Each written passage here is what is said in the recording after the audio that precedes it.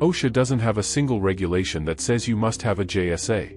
And yet, when a fatality investigation finds no documented hazard analysis for the task involved, penalties consistently land at or near the maximum, treated as evidence of willful neglect.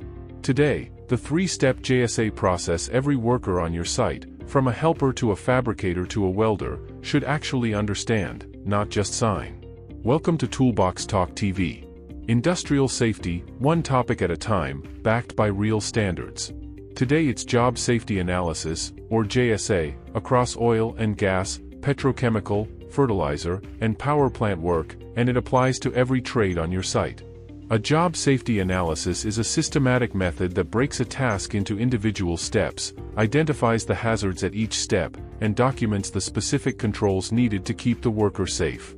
It's also called a JHA, Job Hazard Analysis, depending on the site. The term itself traces back to Herbert W. Heinrich, the same researcher behind the injury ratio we covered in our near-miss reporting video, who first applied the concept of safety analysis to job tasks. A 2023 systematic review published in the journal Safety and Health at Work analyzed 49 separate studies on JSA use across industries, and found construction was the top user, followed closely by process industries, exactly the sector this channel covers.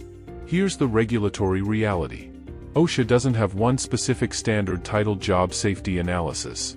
But nearly 1,000 distinct OSHA standards share the same three underlying objectives: hazard recognition and control, worker training, and safe work practices, and a JSA is the tool that satisfies all three at once.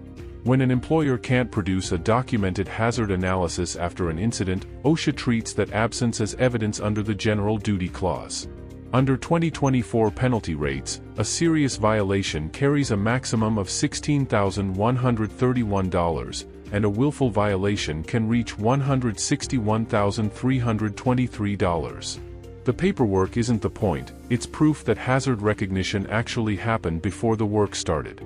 Strip away the different templates and forms, and every JSA comes down to three core steps. Step 1, break the job into sequential steps. Not vague phases like set up and do the work. Actual discrete steps in the order they happen. Safety guidance generally recommends somewhere around 10 to 15 steps for most tasks, enough detail to catch real hazards without making the document unusable. Step 2, identify the hazards at each individual step, not the job as a whole. This is where most JSAs fall short. A generic "be careful of moving parts" attached to the whole task misses the specific step where a pinch point actually exists. Consider energy sources, environmental conditions, human factors, and any other work happening simultaneously nearby. A JSA that ignores a crew working overhead at the same time is incomplete. Step 3, determine and document the specific control for each hazard. Not a generic "where PPE" note, but the actual control tied to that specific step. Isolate this energy source, use this specific tool, position yourself here rather than there. The control has to match the hazard at that exact step, the same principle we covered in our PPE selection video. A JSA isn't a one-time document. Safety guidance recommends reviewing a JSA whenever the job changes, immediately after an incident or near miss involving that task, and on a periodic basis as part of the broader safety program.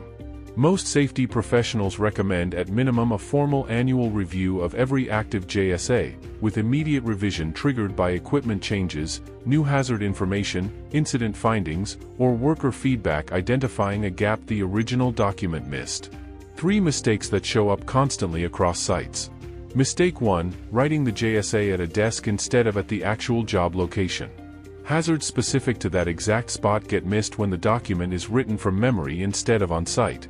Mistake 2, treating the JSA as a one-time sign-off form instead of a living document that gets updated when conditions change. Mistake 3, copying a JSA from a similar past job without verifying it actually matches the current task, location, and conditions.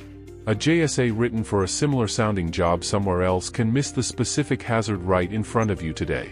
A JSA breaks a job into sequential steps, identifies the specific hazard at each step, and documents the specific control for each hazard, written at the actual job site, kept current, and treated as a working tool rather than a form to sign and forget.